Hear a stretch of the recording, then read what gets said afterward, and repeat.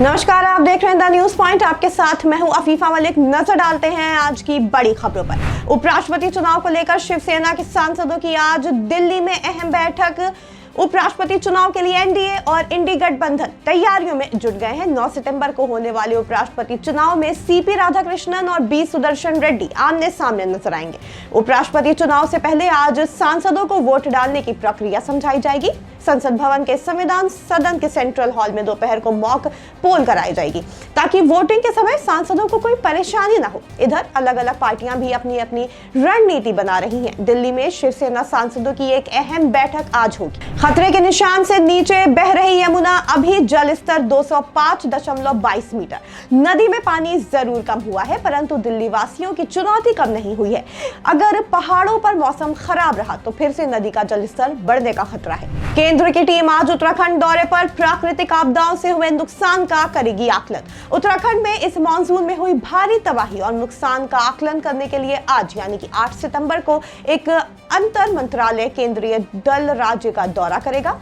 7 सदस्यों वाली ये टीम प्रदेश के सबसे ज्यादा प्रभावित जिलों में जाकर जमीनी हकीकत का जायजा लेगी। इस दौरे का मुख्य उद्देश्य आपदा से हुए नुकसान का सही आकलन करना है ताकि राज्य सरकार ने जो विशेष सहायता मांगी है उसको लेकर निर्णय लिया जा सके, ताकि राज्य सरकार द्वारा मांगी गई विशेष सहायता पर निर्णय लिया जा सके। दौरे की शुरुआत राज्य के अधिकारियों के साथ एक उच्च स्तरीय बैठक से होगी। बैठक में केंद्रीय टीम को आपदा की भयावहता और उससे हुए नुकसान का एक विस्तृत अवलोकन किया जाएगा। इसके बाद टीम अलग अलग क्षेत्रों का दौरा कर पीड़ितों और स्थानीय निवासियों से सीधे बातचीत करेगी और नुकसान का जायजा लेगी। नई दिल्ली में आज से शुरू होगी भारत यूरोपीय संघ एफटीए की 13वीं वार्ता। भारत और यूरोपीय संघ के बीच एफटीए पर अब सबकी नजरें टिकी हुई हैं। नई दिल्ली में 8 सितंबर से शुरू होने वाली 13वीं दौर की वार्ता में दोनों पक्ष गंभीर मसलों पर ध्यान देंगे। गैर टैरिफ रुकावटें, बाजार में पहुंच और सरकारी खरीद जैसे मुद्दे इस बार चर्चा का केंद्र होंगे। दोनों पक्ष का मकसद इस साल के अंत तक समझौते को अंतिम रूप देना है ताकि वैश्विक व्यापार में नई मिसाल कायम हो सके। ये समझौता न सिर्फ व्यापार को बढ़ावा देगा बल्कि दोनों के बीच रणनीतिक रिश्तों को भी मजबूत करेगा। सुप्रीम कोर्ट एसआईआर पर राजनीतिक दलों की याचिकाओं पर आज सुनवाई करेगा। सुप्रीम कोर्ट उन याचिकाओं पर सुनवाई करेगा जिसमें चुनाव आयोग ने 24 जून को चुनावी राज्य बिहार में मतदाता सूचियों के विशेष गहन पुनरीक्षण के फैसले को चुनौती दी गई है।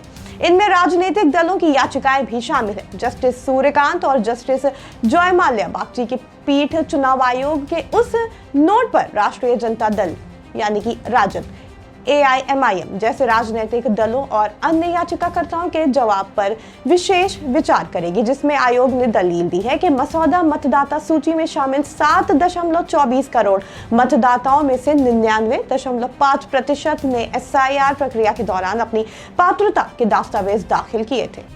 भाजपा सांसदों की 2 दिवसीय कार्यशाला का अंतिम दिन आज राजधानी दिल्ली में भाजपा सांसदों की 2 दिवसीय कार्यशाला का आयोजन किया गया था। आज इस कार्यशाला का अंतिम दिन है। साल का आखिरी पूर्ण चंद्र ग्रहण, देश भर में दिखा ब्लड मून का नजारा। रात करीब 9:58 पर चंद्र ग्रहण शुरू हुआ और 8 सितंबर की देर रात 1:26 पर समाप्त हो गया। 82 मिनट की यह अद्भुत घटना देश के अधिकांश हिस्सों में देखी गई। यह चंद्र ग्रहण भारत के अधिकांश हिस्सों में दिखाई दिया। चंद्र ग्रहण की कई तस्वीरें सामने आई हैं जिसको लोगों ने देखा। इस अद्भुत घटना को देखने के लिए देर रात तक लोग जागते भी रहे। गुजरात विधानसभा का मॉनसून सत्र आज से 10 सितंबर तक चलेगी कार्यवाही। 24 साल बाद बेंगलुरु में होगी ऑल इंडिया स्पीकर्स कॉन्फ्रेंस। आज से 10 दिसंबर तक कार्यक्रम। खबरों में फिलहाल इतना ही। देखते रहें द न्यूज पॉइंट।